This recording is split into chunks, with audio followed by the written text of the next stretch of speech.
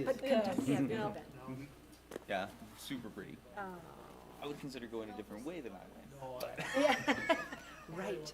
Did you get to see a lot? I mean, just the areas on the bases, right? And so I just loved it because we'd be road marching, and it was just so much pretty stuff, you know. And there was just deer and turkey everywhere. So like, even when you're on the rifle range, the deer would just be grazing in between the targets, and there'd be 50 people just shooting away, and the deer are just grazing right along and having a.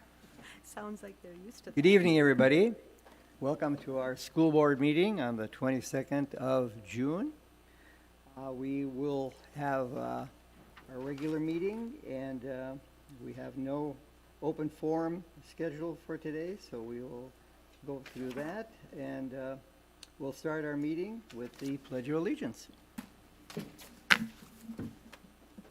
Pledge allegiance to the flag of the United States of America, and to the republic for which it stands, one nation, under God, indivisible, with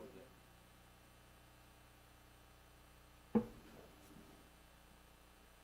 We have Carrie absent tonight. She informed us that she would not be able to make it tonight. We have a spotlight on success, which is our technology services update.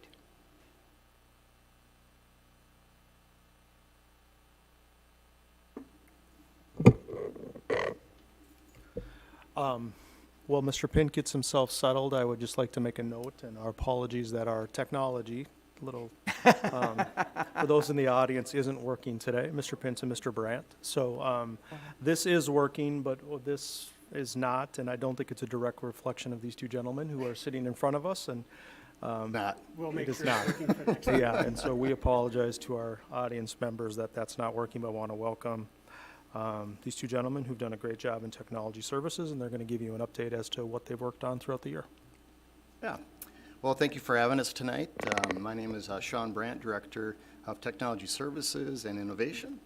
And I'm Greg Pint, Director of Technology Systems and Infrastructure.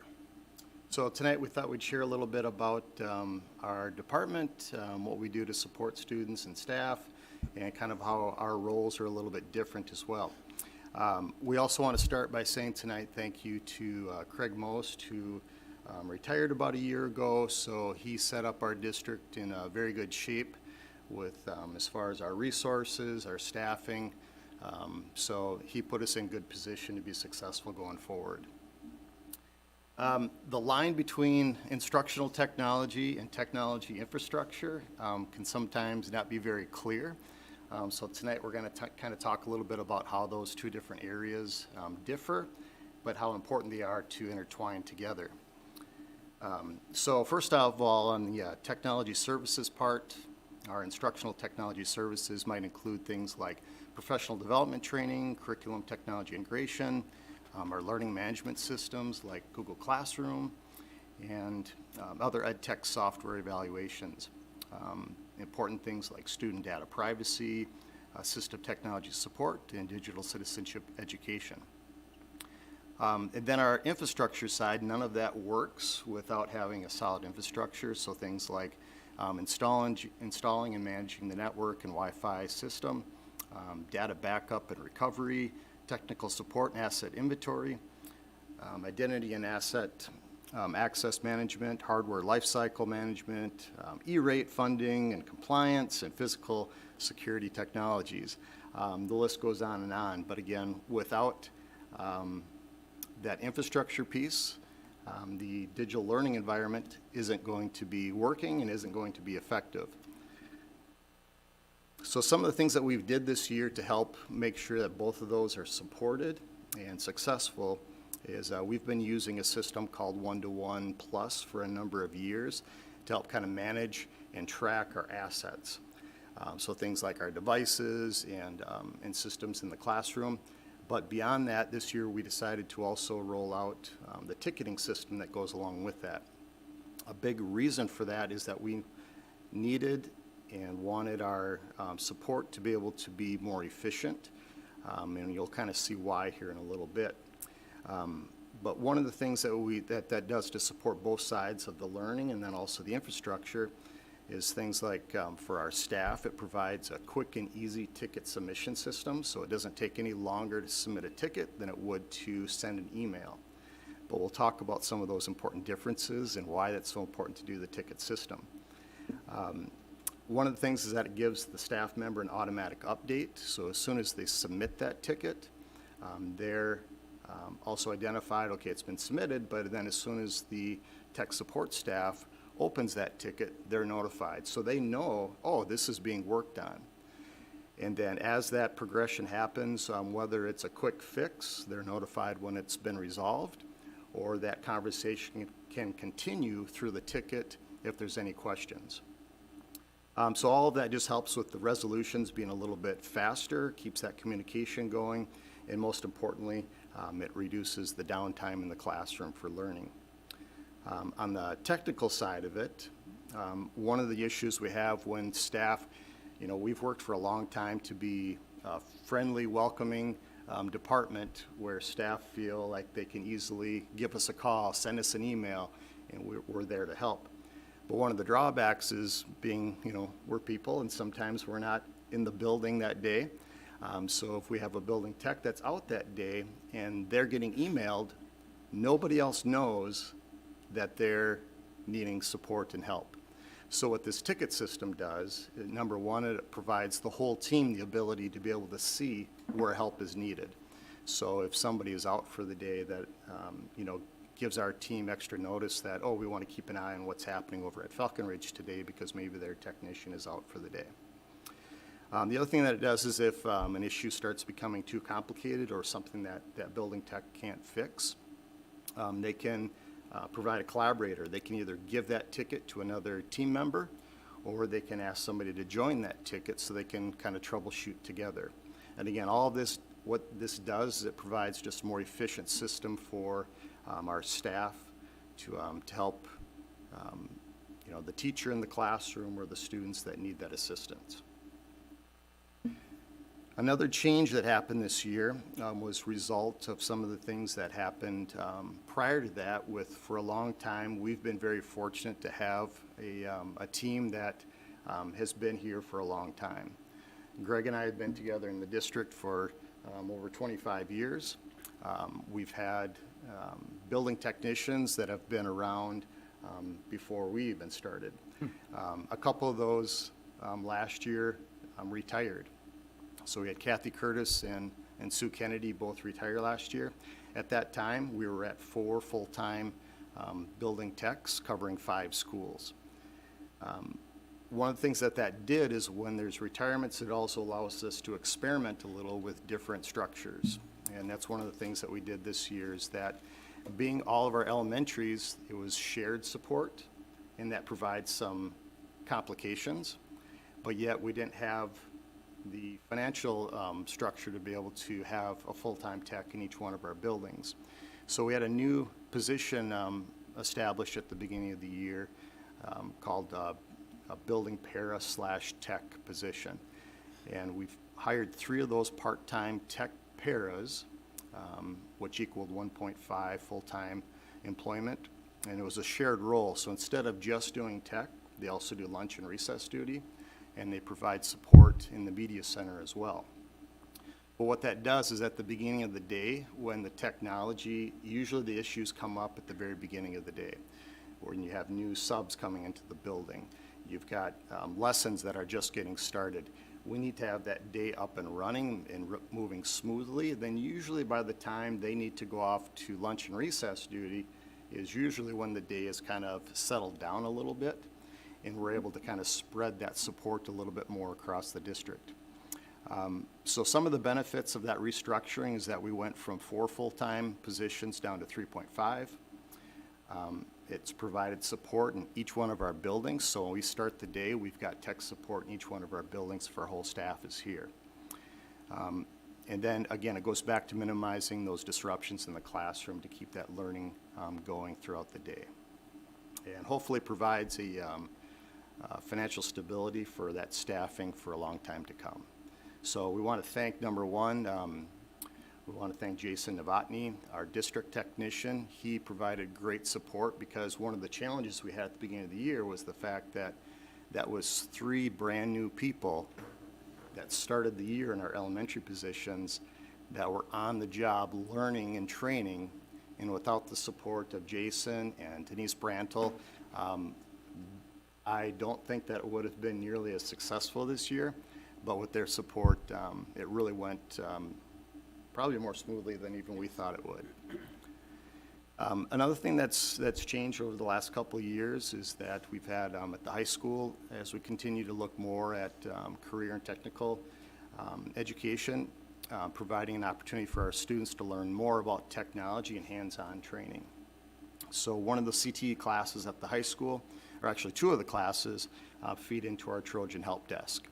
And what that is it's students learning about IT careers. So they have an introduction course where they learn a little bit about how to do tech support and how different types of careers that are involved in that. And then if they find that they have an interest in that, they can then get into what's called the Student Help Desk. And from there, they're actually working on some of our devices in school that need to be repaired, like replacing screens or troubleshooting devices. So they're taking Chromebooks, and when they come in for repairs, they are working directly with our technician at the high school to learn and fix those devices. So that started 2 years ago with Sue Kennedy, and then after she retired, Sonia McNamara has continued that, and it's been very successful. You can see some of our students on the screen here working on devices, and then even Levi in the orange sweatshirt there, he even got to the point where he was so interested in different things, and he saw a digital microscope that we had on the shelf, and he asked about it. And, well, yeah, that's been there for a number of years. It doesn't work anymore. And he got very interested in, well, why doesn't it work? And is there a way we could fix it? It wasn't in use, so Sonia worked with him to, well, let's take it apart, and did some troubleshooting, and he got that microscope working again. So it's a great opportunity for these students that have that interest and to be able to, or like the student here, Olivia, on the right, where she wasn't sure if she would be interested in it or not, but she took a chance with it, and she has really thrived, and Sonia's given her a lot of accolades about how far she's come in that short amount of time. Other people on our staff, like Bob Bell, have done things for us, like this last fall we started something called our System Status Dashboard, because one of the things that we've always struggled with was finding a way to be able to communicate with staff when some of our systems might be down. Now, sometimes those systems are systems that we manage, but the majority of our systems are ones that we don't have any control over. We have a subscription to a service, but that service might be down. We don't have any way of like doing the troubleshooting or anything, but that doesn't matter to the math teacher when IXL math is down. It's not working and they're expecting it to work. Sometimes they want to know, well, is it because of our network? Is it because of a login issue? You know, what is it? So we're connected where we may get notification that, yep, IXL is down today, and I'm just using that as an example. But we then need to know, well, who do we communicate that to? Because not everybody in the district is using IXL. So do we send out an all-staff email? A lot of times that's not the best way, but then how do you connect with the teachers that need to know? So we started, and there's different subscriptions. You can buy products that are system status dashboards. But Bob said, I think we can probably use some of the tools that we have in district and find a way to do this. So he used some of our Google tools to program a way that when we are notified that a system is down, we just put a message now on that system dashboard, and that little green light at the top, instead of it being green, it'll turn yellow or red if it's completely down. So a staff member who's going to our staff resources page, there, it's right there at the top. If they see like, oh, why isn't IXL working? Well, right at the top, if it's yellow or red, then they can scroll down and see what system is down. Oh, okay, so the staff or the tech services department already knows that IXL is down. IXL knows that it's down. They're working on a resolution. They may come back 20 minutes later and find that it's been resolved. So we found that this has been a good way to communicate with staff who need to know, and they're starting to learn that, oh, when something isn't working, the first place I should check is that system dashboard. I kind of mentioned our ticketing system and how we're, still in the phase of getting our staff really trained on that should also be where they're going to reporting. we're still answering emails, we're still answering phone calls, we're still troubleshooting when they stop us in the hallway, but we keep promoting that their best, area to report stuff is going to be that ticketing system. And it's not just because we can support them quicker, but the other thing that we can do is we can use a lot of that data to help us further later on. So for example, at the end of the year, Greg and I were talking about some of our purchases for next year, and one of those was whether or not to get an extra warranty for like our batteries. Well, we're able to look at the data from our ticketing system to see, well, how many issues do we have with that type of device and that battery? And that helps us make a better, more informed decision on whether or not purchasing something like that warranty is actually worth it. In the past, we really just had to go off of, asking our building techs, what do you think? How many of you solved? And maybe they have it, written down on a notepad back in their office. But this gives us quicker access to all that information. So a lot of that has gone into like how we support our staff, and whether it's teaching and learning or whether it's submitting tickets. But then there's a lot of things behind the scenes that people don't even think about that Greg and some of our other building techs work on as well. So last year, we ended a 5-year relationship with Canon Printing. We went out to bid for a new printing system. We looked at 3 printing providers, and we settled with a company called DTS. All new printing devices and printing software. That includes the job ticketing. So all the teachers submit a print request. It goes to our copy center. Our print operators print the job, and they package it up and get it sent to the building for them to use. The software that we had in the past, it was good, but it was not reliable. It had a lot of downtime with it. So we found that we've had less downtime in this past year with the new system. And there was a little learning curve from staff to fully learn it, but I think everyone is up to speed with it, and it's been working good. With that, we're also able to track who's printing and where they're printing. So next time we have to go for a printer refresh, we can kind of change where printers reside and maybe even get rid of printers that have low usage. So it helps us make those decisions. This year we have network updates that we need to do.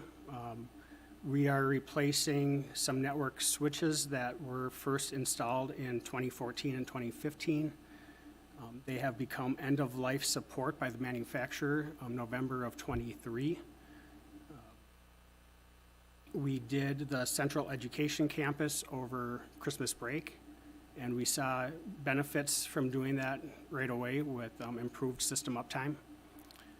And this summer, we will be finishing that project with the middle school and all 3 elementary schools. Next, we will be doing a cabling project at Falcon Ridge Elementary. That building was identified as having the oldest network cabling in the building. We will be relocating some of our data closets that will help the building utilize some of their space better. It will help us with our wireless access points. We'll get higher data speeds to that and higher power for those access points, and same with our security cameras. It'll help the uptime of those as well.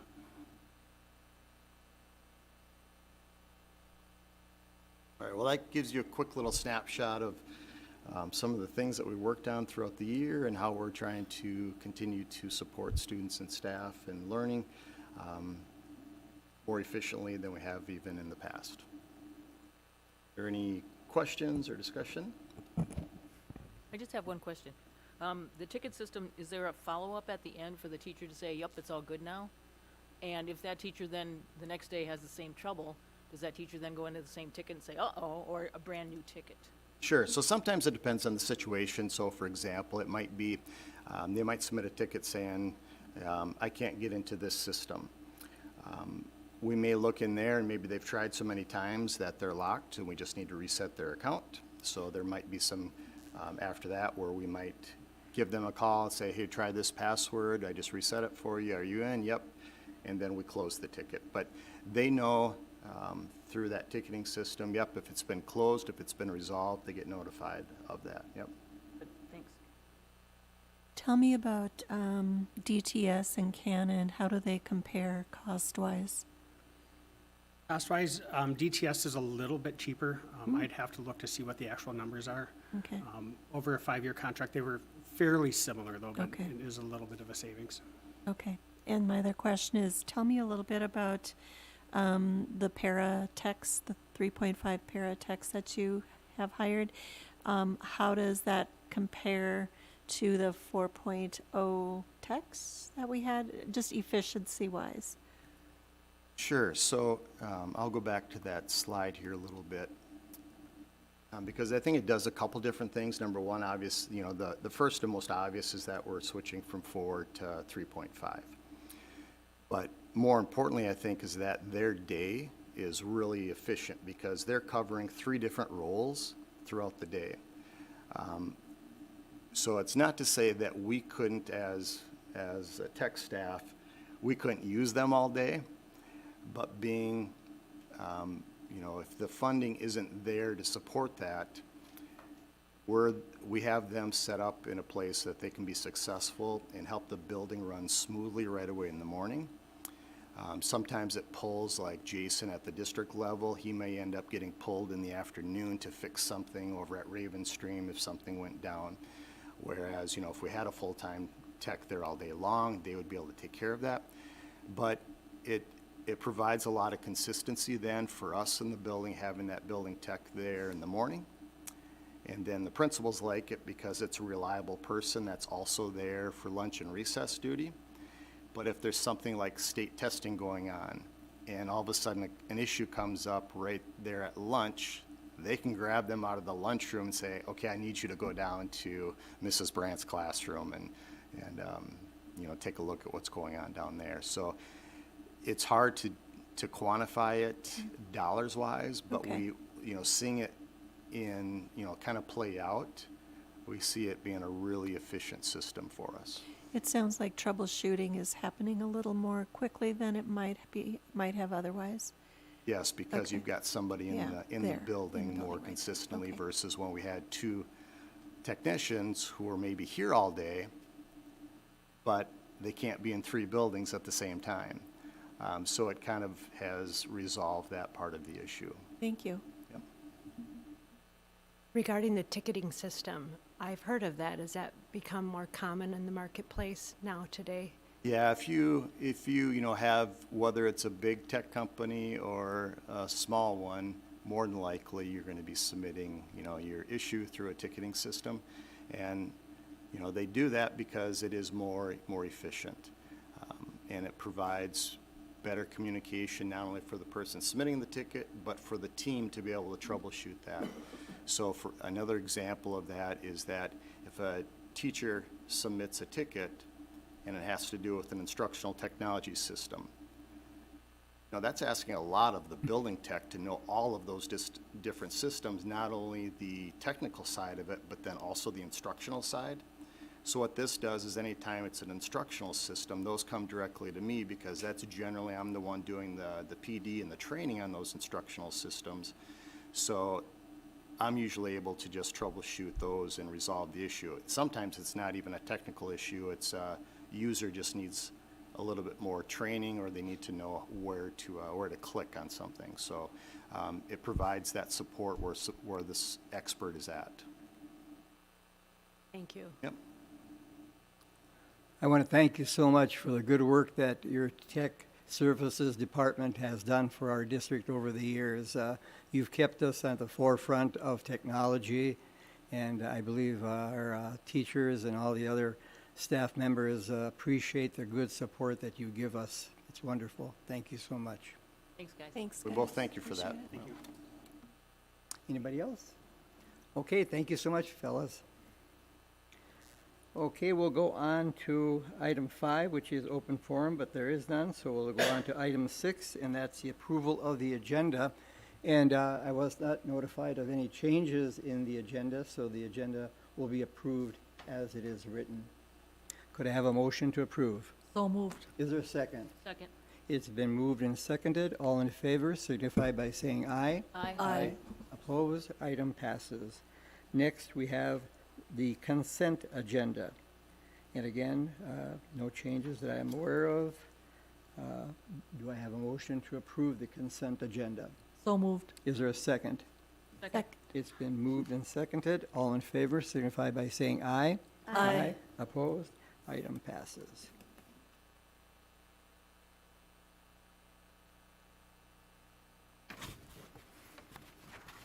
Then we go on to item 8, and that is board committee reports. And I'll start off by saying that there was no Special Education Advisory Council meeting since we met the last time. At Southwest Metro, we are going through some changes, and one of the big changes that we're having is that we've accepted the resignation of our superintendent at Southwest Metro. So we'll be doing interviews this coming month on replacing Jeff with a new superintendent. And we also have some other things that we're going through, but some of them are dealing with data privacy, so I can't, divulge or talk about those at this time. But when the time comes, I'll definitely let you folks know what issues we are looking at this time. Next, we have item 8.02, Legislative Committee. Ann or Dan? We have not had a meeting. Okay, the legislature is out of session, so a little break here. Item 8.03, Community Education. There hasn't been a meeting for that either. Okay, I think we'll be having a lot of this since it's Summer. summertime. 8.04, Early Childhood Community Coalition. We had a meeting on June 2nd, and it was very fun. We visited a local restaurant, so it was fun to support them. Next meeting will not be until school begins, I think possibly August, but that meeting was about review of the year. There was a T-shirt fundraiser that we had around the time of the vehicle fair, and that was very successful. Worked out logistics with Venmo, as well as one of our largest fundraisers, the Drool and Moose fundraiser. Solidified positions on the committee, and discussed members of the group going to the elementary school PTO meetings to bridge relationships so preschool staff can be included in elementary school PTO events, basically, to create a relationship. Bank update, and they are just moving along beautifully. Very good, thank you. Hold on a second. What's a drooling moose? Oh, well, it's You think I was chocolate. gonna let you It's skip right over chocolate, that? Come Karen. on. It's a fundraiser they do, and it is very successful. I would be Really? happy to bring the information to you when it comes I'm out. writing it down. Okay. It's chocolate. We're in. Yeah. Yes. It's the best. It is. All right. I love it. Anybody else? Okay. Off to item 8.05, Finance and Facilities. We had our last meeting in April, and we will have our next meeting in September, I believe the 16th. So we will not have a report from that. Joint Powers Committee, Dan? No meeting for that. 8.06, the Equity Committee is still in the process of developing a new way of approaching how we deal with equity in our district, so nothing to add to that.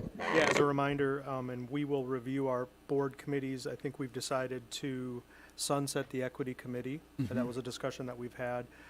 Until we review the policy, and forgive me, I'm not remembering the policy, that is the committee reports, we will leave the equity committee there until this group has formally acted on what our list of policies are. I would expect that to happen sometime in the fall. Thank you, Andy. 8.07, District Advisory Committee. We didn't meet. You did? Did not Did not meet. meet, okay. 8.08, New Prague Area Ed Foundation. Jean? Yes, we just met at 5 o'clock tonight. So, great meeting, reviewed grant requests from classrooms. It's really great, solid process that they go through. Discussed upcoming events, our education EFE. Sorry, Evening for Education. I'm actually on that subcommittee, so I should know that. Give NP Day, just wonderful. We discussed changing the logo, and we had a recap on our honors night where we gave out scholarships, $136,000. 90-some scholarships went out. It was just wonderful. We did discuss Evening for Education. That date is set, just as a reminder, Friday, October 23rd. It will be at Next Chapter Winery. And the summer book bus tour is coming up. That will be Wednesday, August 5th. And there was encouragement for foundation members to reach out to community and ask for donations. I think oftentimes people want to give. They just don't necessarily haven't been approached to give. They are prepared and would like to give, so that was a great conversation. And the next meeting is Monday, August 17th. Thank you, Jean. Welcome. Next, we'll have the superintendent good news, gratitude, and update report. Yes, thank you, Mr. Chair. Happy belated Father's Day to all fathers, grandfathers, etc. Bittersweet, I am sad to publicly announce that Maren Baller, Director of Academic Services, will be leaving. She loves this attention. Leaving New Prague at the end of this year. Maren has been a great asset, as we all know, to our team for the past 14 years and has brought exceptional knowledge about curriculum and teaching and learning, as well as both the positive spirit and enthusiastic approach to her role. These attributes have allowed her to build very strong working relationships with everybody throughout the school district, elementary all the way to secondary. And on behalf of everyone, we want to thank her for her service and wish her all the best as she transitions to her new role with the Farmington Public Schools. Since she's in the crowd, let's give her a little round of applause. I'm in hot off the press, as I shared earlier today. I'm excited to announce that Jeremy Engebretson, current principal at Ravenstream Elementary, has been selected as the new Director of Academic Services. As a reminder, the Director of Academic Services serves as the Chief Academic Officer for the district, providing leadership, coordination, and facilitation in the development and implementation of K-12 standards, curriculum standards, and instructional programs. In addition to his 7 years at Ravenstream, Jeremy has also served in his past roles as Administrative Dean, an E-12 instructional coach, and a K-5 ELA department chair, as well as having 16 years of teaching experience. And so though we are sad to see Maren leave, we are excited to have Jeremy in this new role. Obviously, with this announcement, we have a principal posting that I believe was put up. I'm looking at our Director of Human Resources, or today? 3 o'clock today. As of 3 o'clock today, we posted for the next principal at Ravenstream Elementary. It's not an ideal time to be out searching for a principal, considering we have 4th of July coming up, but we had some very strong candidates for our Director of Academic Services, and we will do some the posting will be up until after the 4th of July, and we will come back in the first weekend or the second week in July and start the interview process, which will involve staff, parents, district level leaders, so on and so forth. And I trust that we'll be able to find a good replacement for Mr. Engebretson, who again has done a very nice job in that role. Excited to have him join here, but again, those are tough shoes to fill at Ravenstream. So with that, that's my update. Thank you, Andy. And I'm sure we'll have a lot of people wanting to come to a good district like New Prague. Let's keep our fingers crossed, and though the timing isn't great, again, we had some good indicators with the number of applicants we had for our Director of Academic Services, and so I hope this is the same. Next, item 10.01, we have no first readings of policies for the month of June. So then we'll go on to the action items. Item number 11, 11.01. will be the first one, a resolution to accept a donation from the Art to Remember, and I'll have Dan take it away. Whereas the New Prague Area School Board of Education has established a policy concerning the acceptance of gifts to the school district, and whereas Arts to Remember wishes to donate $1,000.34 to the Falcon Ridge Art Program for materials and projects. Do we have a motion? Mr. Chair, if I may, can I may interrupt for a second? I guess I just did. So, Mr. Chair, I'm going to interrupt for a second. Thank you, Mr. Call. Just as a point of clarification, at our last board meeting, it was determined, we had a motion and a second, and then we had discussion. And I think there was a very good discussion about whether or not this should be considered a fundraiser or a donation. As I shared with you earlier, upon further review, we believe that this should be a fundraiser rather than a donation. So tonight, because there was a first and a second, I would now ask for there to be a motion to rescind the approval of this resolution, because it was improperly brought to you. And so instead of approving, I would ask for a motion, if that's okay, to rescind this resolution.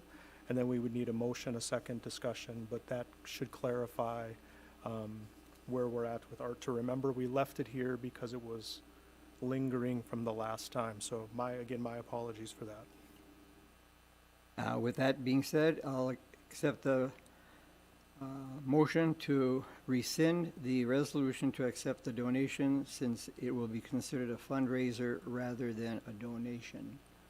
So moved. Is there a second? Second. Are there any discussion points to bring up at this time? I would just add for public comment and for public consumption, this then detail will show up in the fundraising report that we bring to you. I believe it will be in July, per policy 5, fundraising. Forgive me, I still have my policies memorized by the end of next year. But this detail will be included in that report. All in favor of rescinding the resolution, please say aye. Aye. Opposed? Item passes. Next, we go on to item 11.02, a resolution for membership in the Minnesota State High School League. Dan. Be it resolved that the governing board or entity of the New Prague area schools located in the state of Minnesota delegates the control, supervision, and regulation of interscholastic activities and athletics referred to in Minnesota Statute Section 128C.01 to the Minnesota State High School League, and so hereby certifies to the State Commissioner in Education as provided for by Minnesota statutes. Is there Make a motion to approve. Second. Roll call. Karen, Yes. Ann, Yes. Kim, Yes. Dennis, Yes. Jean, Yes. Dan, yes. Thank you. Next, we have item 11.03, approval of the boys volleyball to a school-sponsored co-curricular activity. Would you like to have a little more comment on this? Yeah, I would just remind you that there's been a little lag between we first shared this information and when we brought it to the board, because we wanted to be in collaboration or connection with the annual Minnesota State High School League renewal. But this is the recommendation of outgoing Director of Activities, Mr. Skogerbo. This was kind of the plan all along, as this was a community ed sponsored sport with 24 athletes this year. There is a fiscal impact. We anticipate it to be about $26,000 in costs, which will be offset by about $10,000 in revenue. And as I shared with you, there is no Title IX implications, as male athletic participation remains below female participation rates. This would bring them up to, we believe, the same level. But that information was shared with you, and so I'd ask for your consideration on this administrative recommendation. Thank you. At this time, I'll entertain a motion, excuse me, to approve the boys volleyball to a school-sponsored co-curricular activity. Do I have that motion? So moved. Is there a second? Second. It's been moved and seconded. Any comments or questions? If not, all in favor signify by saying aye. Aye. Opposed? Item passes. Next, we'll go on to item 11.04, and that is the review of the District Advisory Council recommendations and to execute the next steps. And that would be Maren. Yeah. She's there. I was going to welcome her up, and she's sitting at the table already. Welcome to Director of Academic Services for the foreseeable future anyway, Marn Baller, who's done a nice job with this.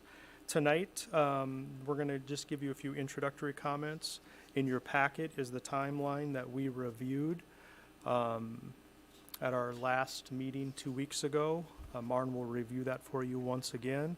And then as a reminder to the board, per the updated policy 6.6P, your options include the following: to retain, to remove, or to take other action regarding the specific instructional material.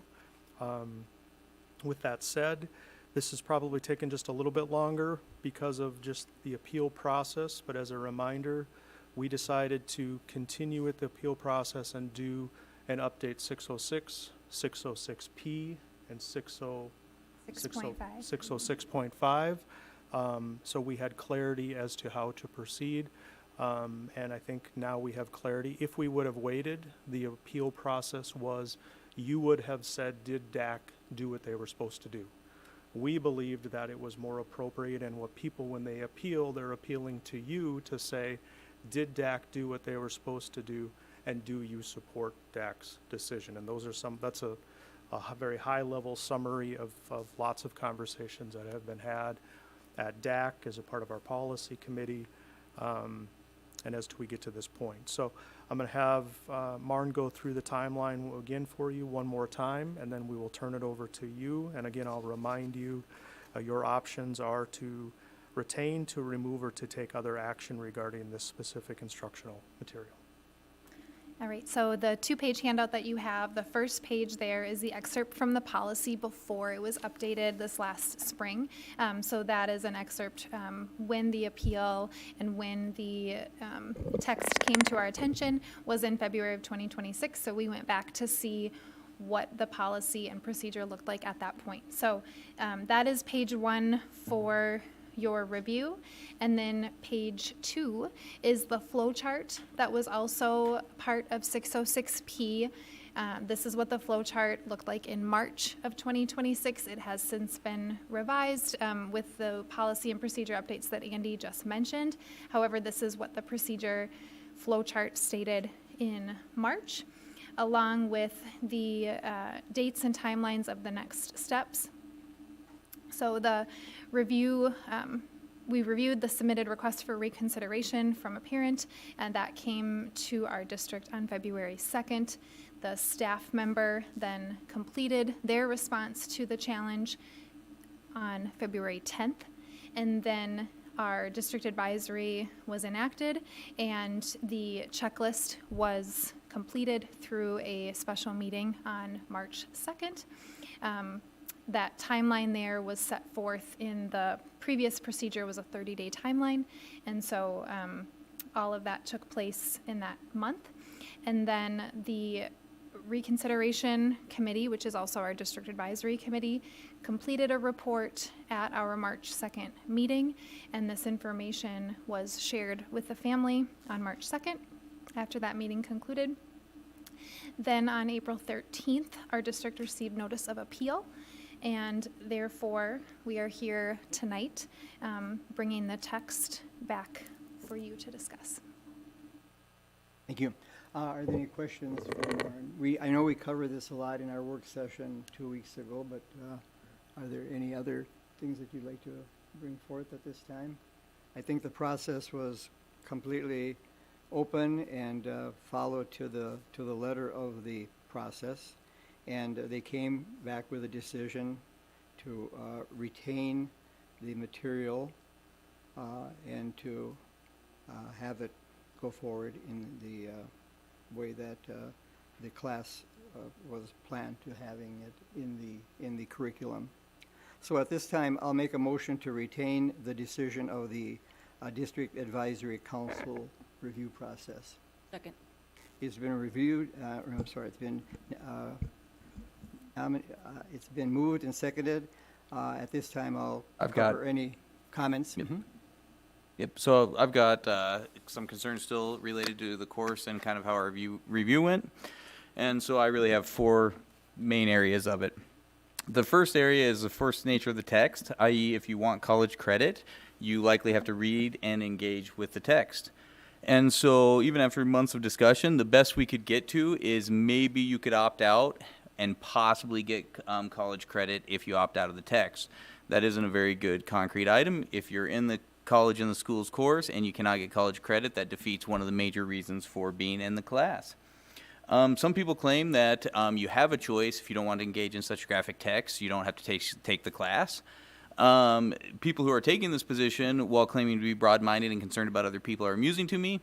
At this time, our district is also involved with an organization lobbying to not let students take credit elsewhere if something similar is offered in the high school, further reducing our students' choices and would be forcing them towards this area, not for their good, but for our preferences.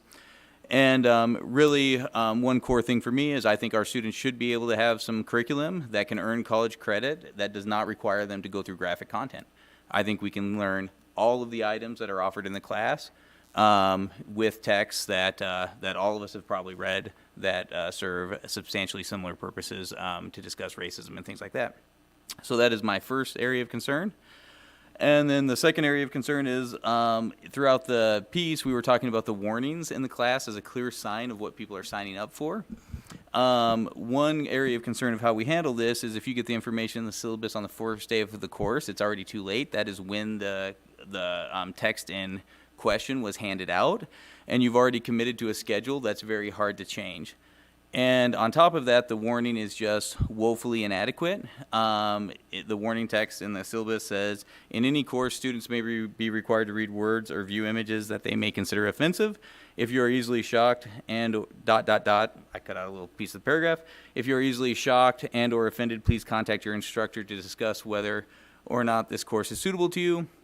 Right? Easily shocked or offended, right? I do not consider myself easily shocked or offended. I have been in a lot of places in the world, and I've seen and heard a lot of things, but I would consider that surprising and shocking if I were to enroll in a course with that. That'd be like telling a firefighter trained to use the jaws of life that if you're easily squeamish at the sight of blood, this may not be the job for them, right? That dramatically understates what they're going to see as they deal with those things, right? So that is my second area of concern. Third area of concern is throughout the responses, we were told that this is essential reading because it is a cornerstone of American literary canon. If this literature is so historically important and so foundational, I find it interesting that we only read one small excerpt rather than reading the rest of the text. If it's foundational, we should probably understand the entire text. We don't even bother with an abridged version. Just one small excerpt is all we're doing. I believe this is considered a cornerstone of reading because English scholars say it is. As we look at scholars in the United States, it is not a place, English scholars in the United States, it is not a place of diverse ideas where competing views are carefully considered. The rest of the reading list reflects exactly the types of things one would expect in an industry where one can barely be employed if you disagree with the Democrat Party. Party affiliation by registration of English teachers in humanities is 12-1 in humanities, and English is even more concentrated at 97-3 according to Pacific Research. And at Yale, for the Buckley Institute, there are 0 Republican, 87.5% Democrat, and 12.5% Independent. And so it's a very concentrated group of thought that mirrors each other. Fourth area of concern is the review material claims that this is a standard text for people that can handle sophisticated discussions regarding racism and identity. I find this claim risible. In our district, the sophisticated conversation on racism and identity, when dealing with this text, our professionals are recorded with the following comment. We lack diversity in New Prague. This text exposes students to diversity in preparation for college. Many may wonder why I find that comment the opposite of sophisticated discussion on identity. There are many in teaching profession that look at our student body and see a monolith rather than a vibrant group of individuals that are all unique and different from each other in ways that are deeper than the color of their skin, nationality, or sexual orientation. The evil of racism has always been reducing people to their skin color while ignoring the content of their character.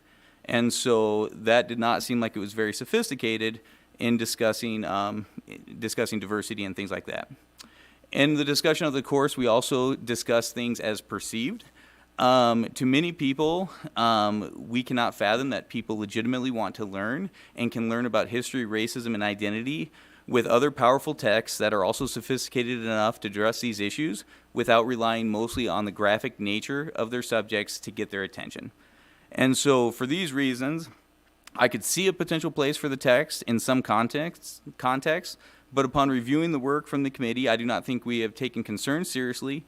We haven't polled parents, nor have we developed a CIS literature curriculum that actually is addressing the supposed statement of the syllabus, which is to bring in diverse thoughts and ideas.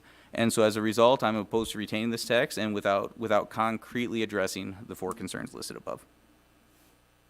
Thank you, Dan. Any other comments or questions? As I said, I think we've done a really good job of making sure that the process is followed. Marin's work has been outstanding, and the DAC has come up with the proper way of doing the review process, and I believe that the board should honor their work, and I believe that their finding is to be in the best interest of the students that take the class. Other comment or question? If not, I'll call for the vote. All in favor of retaining, signify by saying aye. Aye. Aye. Opposed? Nay. Item passes. Next, we have a resolution, 11.06, approving the 10-year facility plan for long-term facilities maintenance review program. Mr. Chair, you jumped ahead. As Mr. Oh, I'm Fell comes sorry. forward, I'm he's going to sorry, be I busy did. now for the next several action items, but if we don't mind, if we start with the second reading approval of fiscal year 27 budget. Yep. 11.05, second reading. Though I'm sure he approval. wouldn't be opposed to jumping ahead to some of the other ones, Thanks, but Rand. we'll start with the next year's budget.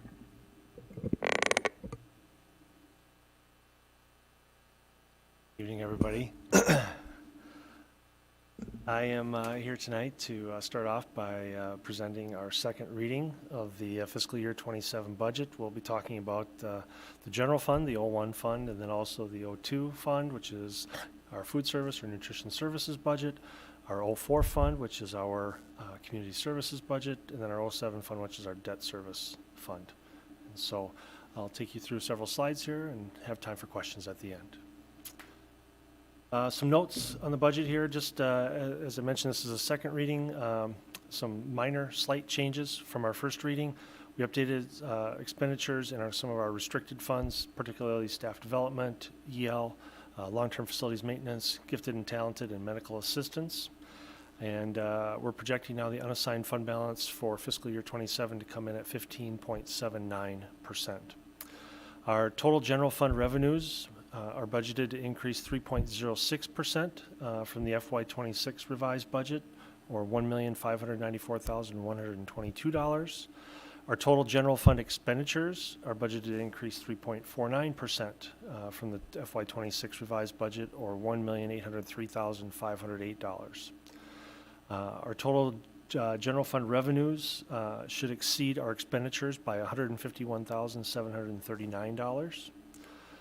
Some reminders, fiscal year 27 is the first year that funds from the operating levy passed in November of 2025 will be part of our budget. That will increase our levy revenue by $1,924,662. It's also the first year of realizing the savings from the early retirement incentive offered in the spring of 2026, savings of $358,559.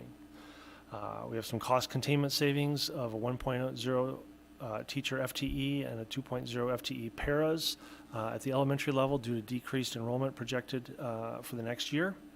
Our enrollment, you can see there for fiscal year 25, we were at 3905.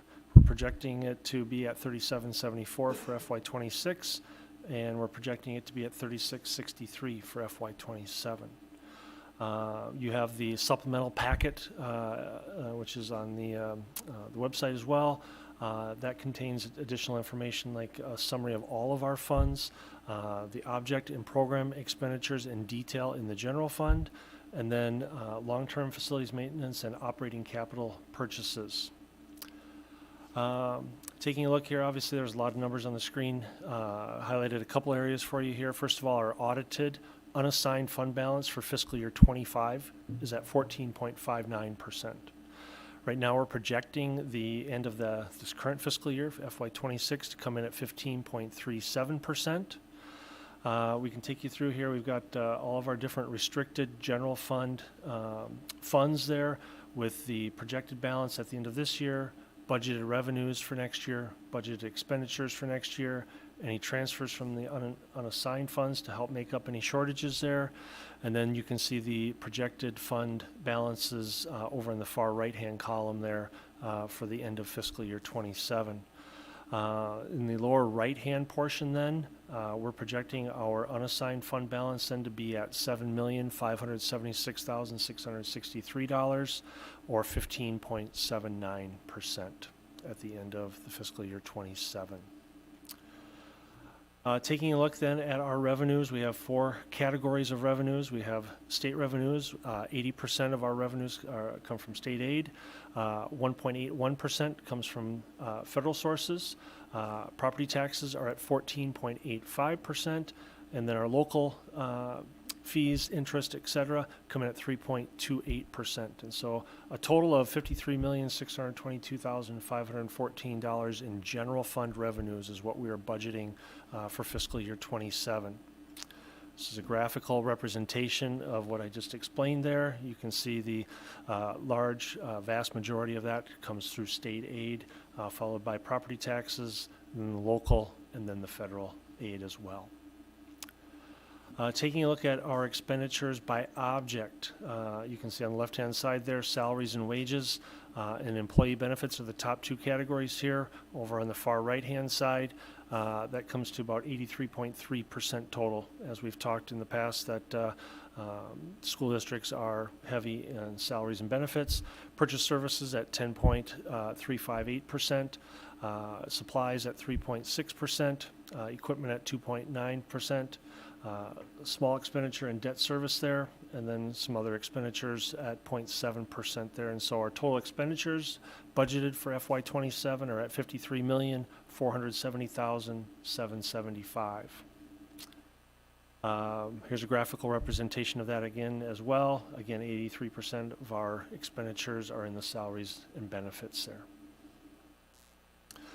Taking a look, if we break it out by program, you can see over on the far right-hand side there, our site administration would be at 2.93%, followed by our district administration at 1.02%, support services at 3.83%, regular instruction at 42.47%, extracurricular activities 3.67%, vocational instruction 2.14%, special education 18.73%.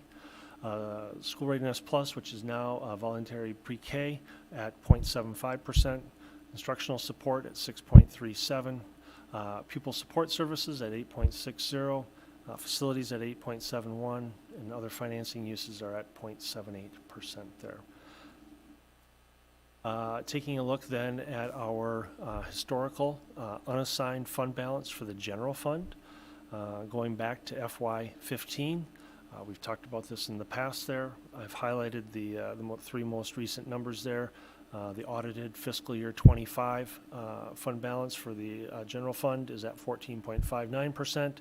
We're projecting that to grow to 15.37% at the end of this current fiscal year, and then 15.79% at the end of FY27.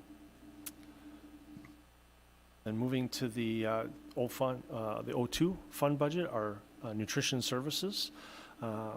You can see in the upper portion there, our revenues we're projecting at $3,753,315.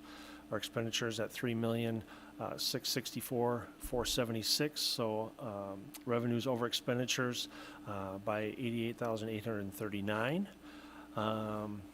Then we have down below our fund balance, projecting the food service fund balance to be at $1,410,851 at the end of this year, and then just shy of $1.5 million at the end of fiscal year 27. Taking a look at the revenue and the expenditures for the nutrition services or the O2 fund, you can see there revenue is different here. Food sales come in at 13.53% of revenue, state funding at 57.15%, federal funding at 27.4%, and then other categories at 1.92%.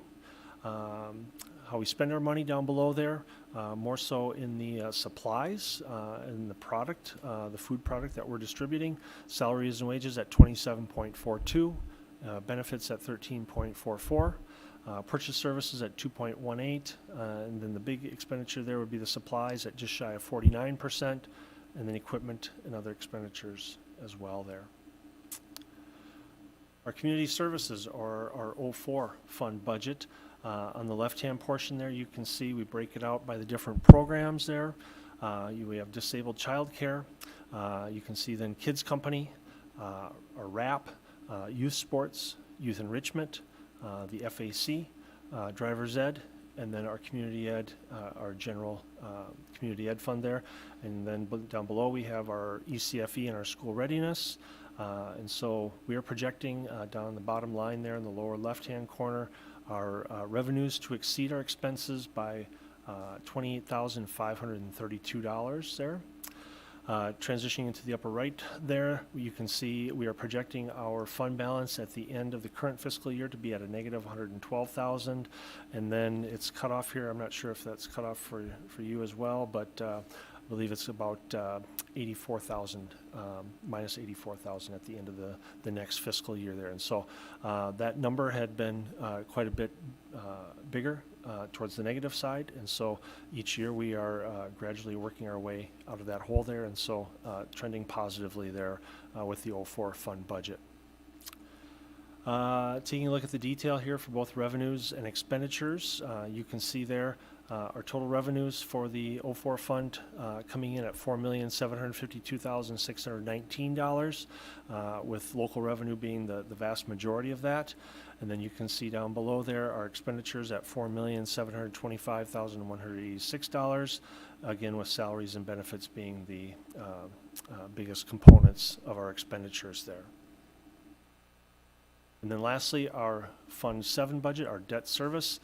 You can see we are projecting we're starting off with a restricted fund balance there of $2,199,307, and then our revenues at $7,093,396, expenditures at $6,707,810.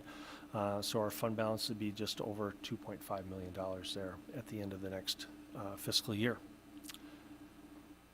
Again, there's a supplementary packet with more detail with the general fund expenditures by object, and then also the long-term facilities maintenance and operating capital major expenditures for the next year. And so happy to entertain any questions if anybody has any. I think it's amazing that just a little while ago we were debating on whether we should go to a 10% unassigned budget.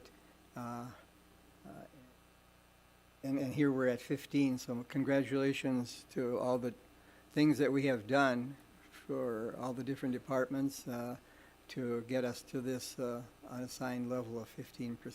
That's pretty wonderful. Anybody else a comment or question? Thank you so much, Brian. I'm so sorry for overlooking you. Very important. Very well done. At this time, I'll entertain a motion to approve the 2027 budget. So moved. Is there a second? Second. Any questions or comments yet? All in favor signify by saying aye. Aye. Opposed? Item passes. Thanks again, Brian. Next, we'll go on to 11.06, the resolution approving the 10-year facility plan for long-term facilities maintenance review program. And Whereas the Minnesota legislature has passed legislation affecting school districts' revenue for long-term facilities maintenance, and therefore be it resolved by the New Prague School Board Independent District 721 that the 2027 to 2036 10-year facility plan be approved for submission to the Minnesota Department of Education. Is there a second, or a motion, I mean? So moved. A second. Second? Open for discussion.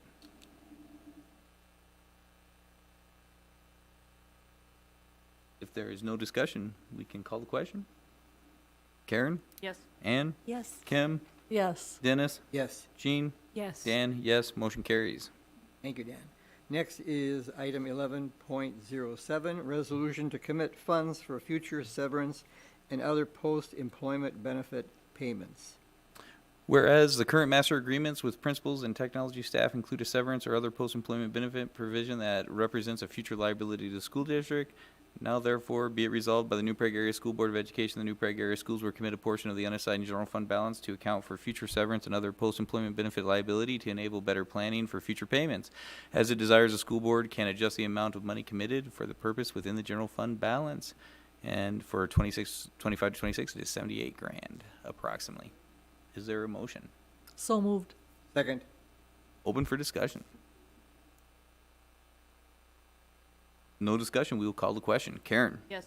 Ann? Yes. Kim? Yes. Dennis? yes, Jean? Yes. Dan? Yes, motion carries. and then we go on to 11.08, resolution to make a permanent fund transfer from Fund 01 to Fund 02. Whereas the National School Lunch Program and School Breakfast Program regulations do not allow nonprofit school food service accounts to absorb operating losses due to bad debt. Now, therefore, be it resolved by the New Prague Area School Board of Education that the New Prague Area Schools will transfer $127.81 of its unassigned general fund balance to the Nutrition Services Fund 02 effective June 30th, 2026. There a motion? So moved. Second? Second. It is open for discussion. There being no discussion, we will call the question. Karen? Yes. Ann? Yes. Kim? Yes. Dennis? Yes, Jean? Yes. Dan? Yes, motion carries. and finally, 11.09, resolution to accept a donation from the New Prague Sportsman's Club. Whereas the New Prague Area School Board of Education has established a policy concerning the acceptance of gifts to the school district, and whereas the New Prague Sportsman Club wishes to donate $1,000 to the elementary schools for their Biztown field trip. Is there a motion? So moved. A second. Second. Any discussion? Call the question. Karen? Yes. Ann? Yes. Kim? Yes. Dennis? Yes. Jean? Yes. Dan? Yes, motion carries. And item 12, I'll entertain a motion to adjourn. So moved. Is there a second? Second. It's been moved and seconded. All in favor, signify by saying aye. Aye. Opposed, item passes. Thank you, everyone.